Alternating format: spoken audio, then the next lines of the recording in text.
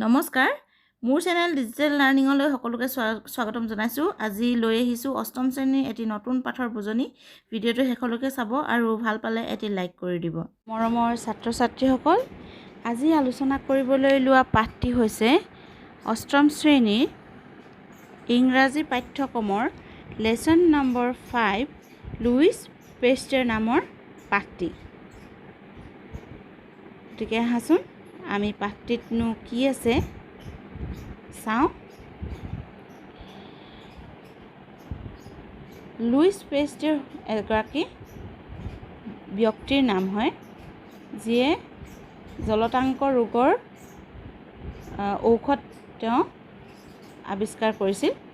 গতিকে চাওঁচোন আহা কি দিছে। Where would you see the following signs? তুমি বাৰু তলত দিয়া চাইনবোৰ অৰ্থাৎ চিনবোৰ ক'ত দেখিছা? These signs mention the names of some deadly diseases. These signs এই চিহ্নসমূহে mentioned উল্লেখ কৰে the names of some deadly diseases, কিছুমান মাৰাত্মক বেমাৰৰ নাম এই চিহ্নসমূহে উল্লেখ কৰে। Find the names of the diseases and write them in the boxes below. Find the names of the diseases, সেই বেমাৰবোৰৰ নাম তোমালোকে বিচাৰা and write them, আৰু সেইবোৰ লিখা in the following boxes, তলত দিয়া বক্সসমূহত এই নামবোৰ লিখা।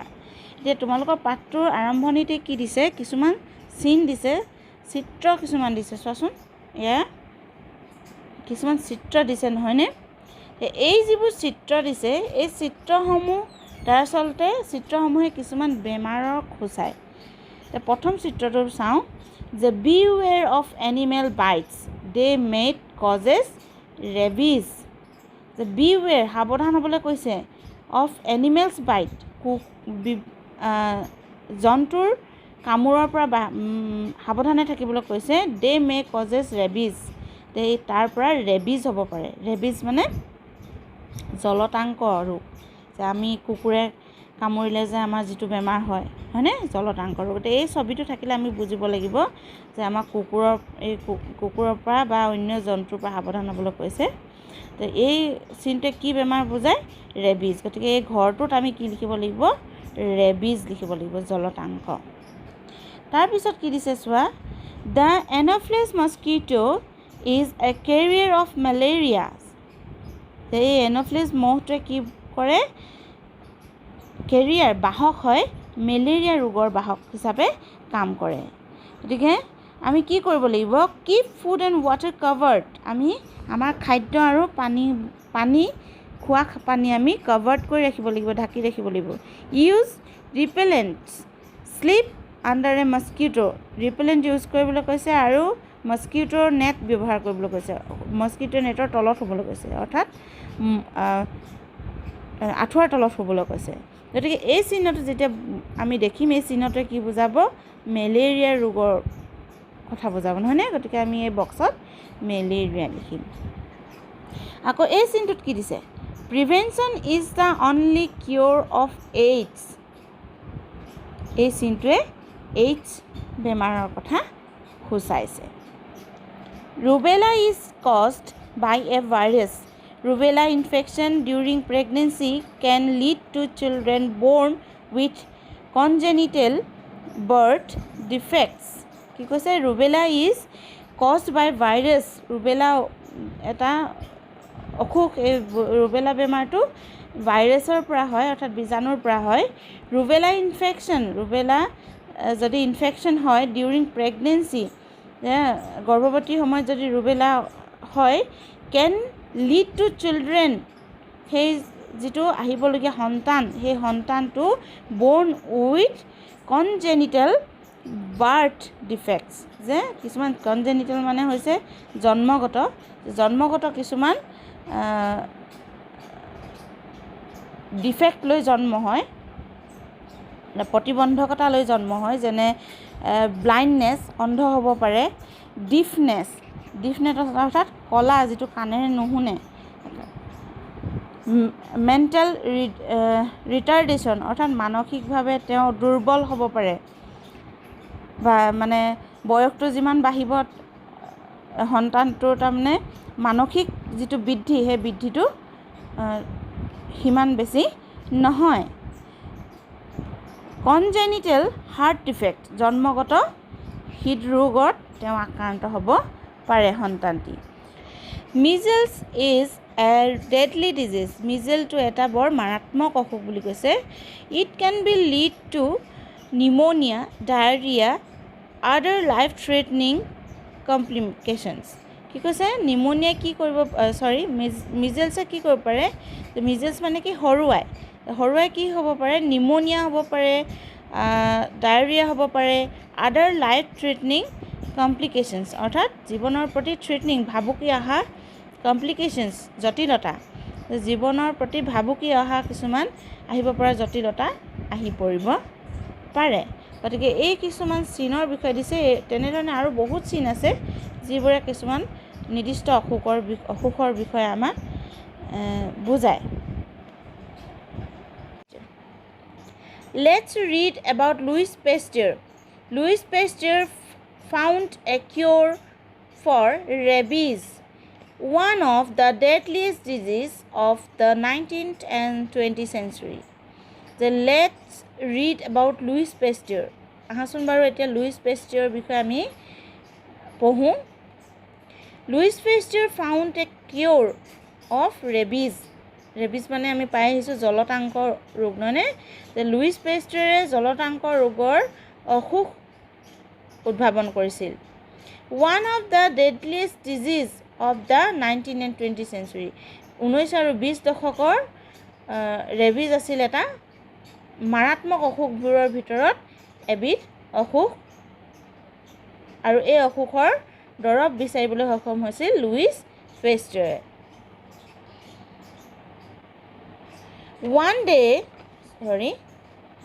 One day a boy called Louis Pasteur was playing with his friend in Eboise, a small town in France.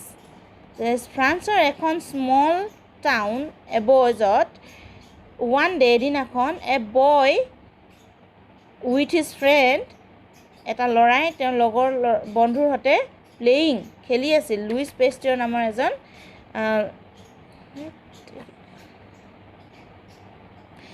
One day a boy called Louis Pasteur was playing with his friend in Eboise, a small town in France. ফ্ৰান্সৰ এখন সৰু town এবইজত Louis পেষ্টিয়ৰ নামৰ এটা সৰু ল'ৰাই দিনাখন তেওঁৰ লগৰ বন্ধুৰ লগত খেলি আছিল। Suddenly he saw a man running towards him. Suddenly হঠাতে সি দেখিলে যে এজন মানুহ তেওঁৰ ফালে দৌৰি আহি আছে। The man was very frightened. মানুহজন বৰ ভয় খাই আছিল। What is the matter? Louis asked him. লুইছে তেওঁক সুধিছিল What is the matter? কি হ'লনো কি কাৰণে আপুনি দৌৰি আহিছে কি হৈছে? Someone was been beaten by a mad wolf from the mountain. তেতিয়া তেওঁ উত্তৰ দিছে যে কোনোবা এজন কাৰোবাক has been beaten কামুৰিছে by a mad wolf from the mountain. পাহাৰৰ পৰা অহা এটা মানসিক ভাৰসাম্য হেৰুৱা কুকুৰনেচীয়া অৰ্থাৎ পাগল কুকুৰনেচীয়া এটাই কোনোবা এজনক কামুৰিছে। Louis was scared because he understood that the mad wolf was suffering from rabies. Louis was scared. লুইছে বৰ ভয় খাইছিল কাৰণ he understood তেওঁ বুজি পাইছিল that the mad wolf was suffering from rabies. সেই পগলা কুকুৰনেচীয়াটো জলতাংক ৰোগত ভুগি আছে জলতাংক ৰোগত ভুগি আছিল। Rabies is a viral disease that causes inflammation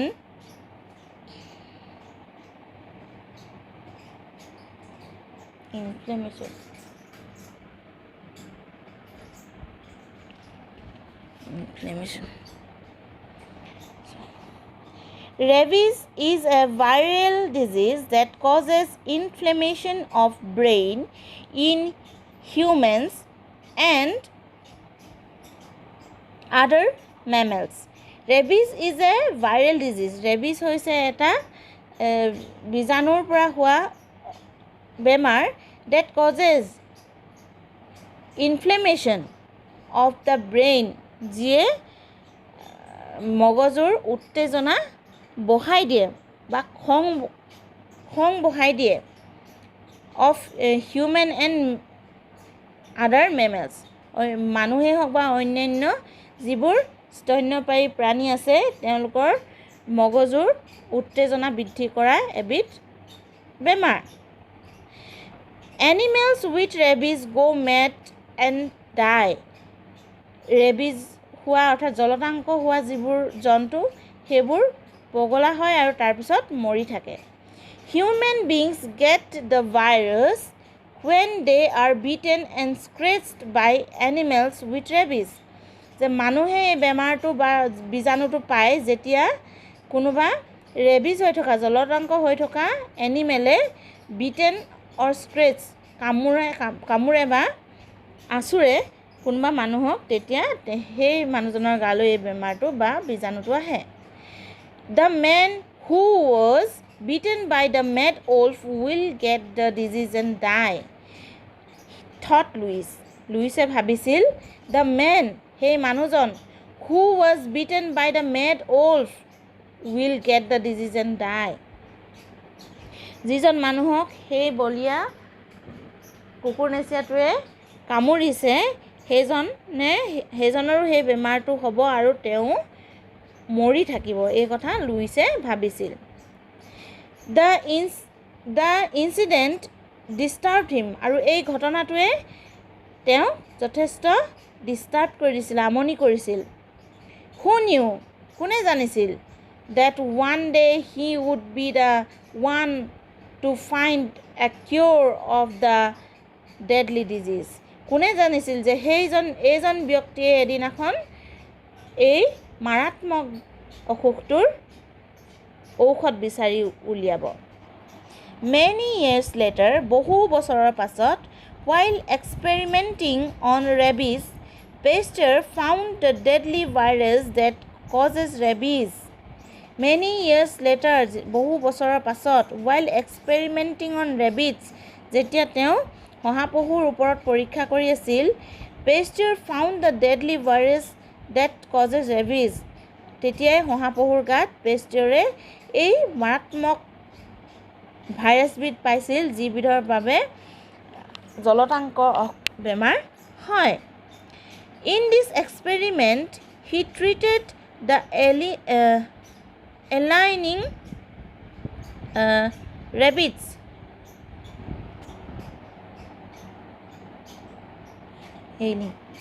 Many years later, while experimenting on rabies, Pasteur found the deadly virus that causes rabies. বহু বছৰৰ পাছত যেতিয়া তেওঁৰ ৰেবিটৰ ওপৰত এক্সপেৰিমেণ্ট কৰি আছিলে অৰ্থাৎ শহাপহুৰ ওপৰত পৰীক্ষা নিৰীক্ষা কৰিছিলে, পেষ্টিয়াৰে কি কৰিছিলে এই মাৰাত্মক বেমাৰৰ জলতাংক হোৱাৰ মাৰাত্মক ভাইৰাছবিধ তেওঁ বিচাৰি পাইছিল. In this experiment, he treated the ailing rabbits by injecting them with the same virus and succeeded in curing them. কি কৈছে যে in this experiment তেওঁৰ এই পৰীক্ষাত he treated the ailing rabbits. ailing মানে হৈছে অসুস্থ যিবোৰ মানে হহা আছিলে তেওঁলোকৰ চিকিৎসা কৰিছিলে by injecting them with the same virus. একেবিধ ভাইৰাছ ইনজেক্ট কৰি অৰ্থাৎ যিবিধ ভাইৰাছৰ কাৰণে জলতাংক হয় সেই একেবিধ ভাইৰাছ সেই ৰেবিটৰ হহাৰ গাত ইনজেক্ট কৰি দিছিলে সুমুৱাই দিছিলে. and succeeded in curing them. আৰু এনেদৰে তেওঁ কি কৰিছিলে সেই হহাবোৰক ভাল কৰিবলৈ সক্ষম হৈছিলে. If only I had a chance to try it out on men human beings, he thought. আৰু তেওঁ ভাবিছিল যদি মই এটা সুবিধা পাওঁ মানুহৰ ওপৰত এই পৰীক্ষা কৰা যদি মই এটা সুবিধা পালোহেঁতেন, that chance came soon, আৰু এই সুবিধাটো খুব সোনকালেই আহিছিল। On July 6, 1885, a boy was returning from school when he was beaten by a mad dog. 1885 চনত 6 জুলাই তাৰিখে a boy was returning from school, এটা ল'ৰা যেতিয়া স্কুলৰ পৰা ঘূৰি আহিছিল, he was beaten by a mad dog, তেতিয়া তাক এটা বলিয়া কুকুৰে কামুৰিছিল। His mother came to pasture crying, আৰু কান্দি কান্দি ল'ৰাটোৰ মাক পেষ্ট্ৰিয়ৰ ওচৰলৈ আহিছিল। Can you save my son, sir? Would you please save him? I am ready to give you anything I have. কি কৈছে যে can you save my son, sir? আপুনি বাৰু মোৰ ল'ৰাটো বচাব পাৰিবনে? Could you please save him? আপুনি বাৰু তাক বচাবনে? অনুগ্ৰহ কৰি তাক বচাবনে? I am ready to give you everything I have. মোৰ যি আছে মই সকলোবোৰ আপোনাক দিবলৈ প্ৰস্তুত আছোঁ। Don't worry, Louis said, consoling the boy's mother. লুইছে কৈছিল যে don't worry, consoling the boy's mother. কনচলিং কৰিছিলে, সান্তনা দিছিলে, যে ল'ৰাটোৰ মাকক সান্তনা দিছিলে আৰু কৈছিলে যে তুমি চিন্তা নকৰিবা। I will do whatever I can. মই কৰিম whatever I can. মই যি পাৰোঁ মই কৰিম। Maybe it will benefit the entire human race in the future, he thought. আৰু তাকে কৈ লুইছে মনতে ভাবিবলৈ ধৰিছিল যে হয়তো হয়তো it will benefit, ইয়ে লাভান্বিত কৰিব the entire human race in the future, ভৱিষ্যতৰ মানৱ জাতিক, সমগ্ৰ মানৱ জাতিক হয়তো ইয়ে লাভান্বিত কৰিব। Pasteur was not sure if his method would work on human being. Pasteur was not sure, Pasteur নিশ্চিত নাছিল if his method would work on human beings.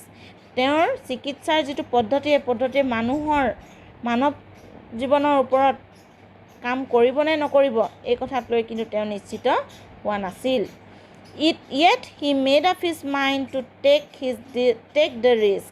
Yet যদিও he made up his mind, একেলগে এটা অৰ্থ প্ৰকাশ কৰিছে যে সিদ্ধান্ত লোৱা বা মনস্থ কৰা। Yet he made up his mind to take the risk. এই বিপদটো মূৰ তুলি ল'বলৈ বা এই ৰিস্কটো ল'বলৈ তেওঁ মনস্থ কৰিছিলে। He injected the boy with the virus and kept him under watch. He injected the boy with the virus. আৰু তেওঁ কি কৰিছিলে, পেষ্টৰে সেই ল'ৰাটোৰ গাত সেই ভাইৰাছ সোমোৱাই দিছিলে। and kept him under watch, আৰু তাক কি কৰিছিলে যে নিজৰ watch মানে চোৱা, লক্ষ্য কৰা নহয়নে, আৰু তাক লক্ষ্য কৰি আছিলে। To his pleasant surprise, the boy responded to Pasteur's treatment. To his pleasant surprise, তাক অত্যন্ত আচৰিত কৰি বা অত্যন্ত আচৰিত ধৰণেৰে the boy responded to Pasteur's treatment. সেই ল'ৰাটোৱে পেষ্ট্ৰিয়ৰৰ চিকিৎসাত সুস্থ হৈ উঠিছিল। This new method of treatment of rabies made Pasteur famous all over the world. This new method of treatment of rabies, যে জলতাংক বেমাৰৰ চিকিৎসাৰ এই নতুন পদ্ধতিয়ে made Pasteur famous all over the world. পেষ্টিয়ৰক গোটেই পৃথিৱীতেই বিখ্যাত কৰি তুলিছিল। In 1888, the French government founded the Pasteur Institute in Paris. 1888 চনত ফ্ৰান্সৰ চৰকাৰে পেৰিছত Pasteur Institute নামৰ এটা প্ৰতিষ্ঠান খুলিছিল। This institute is dedicated to the study of biology, Microorganisms, Diseases and Vaccines. This institute is dedicated, এই অনুষ্ঠানটো ডেডিকেট কৰা হৈছে অৰ্থাৎ উৎসৰ্গা কৰা হৈছে to the study of biology, জীৱবিজ্ঞানৰ বিষয়ে অধ্যয়ন কৰিবলৈ, মাইক্ৰ'অৰ্গেনিজমছ অৰ্থাৎ সূক্ষ্ম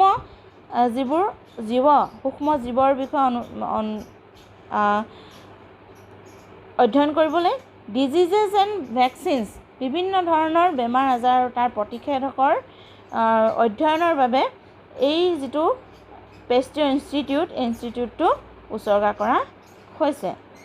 Lewis Pasteur died in 1895। Louis পেষ্টিয়ৰৰ 1895 চনত মৃত্যু হৈছিল। So' here we have learned about Louis Pasteur. তেতিয়াহ'লে আমি এতিয়া লুইছ পেষ্টিয়ৰৰ বিষয়ে পঢ়িলোঁ নহয়নে? ইমানতে আমাৰ লুইছ পেষ্টিয়ৰ নামৰ পাঠটো অন্ত পৰিছে। আশা ৰাখিছোঁ তোমালোকে পাঠটো ভালদৰে বুজিব পাৰিছা। যদি ভিডিঅ'টো ভাল পাইছা তেনেহ'লে এটা লাইক কৰিবা আৰু চেনেলটো ছাবস্ক্ৰাইব কৰি ল'বা। আজিলৈ ইমানতে সামৰিছোঁ আৰু ভৱিষ্যতে এটা নতুন ভিডিঅ'ত এটা নতুন পাঠৰ বুজনি লৈ আকৌ আহিম। ধন্যবাদ।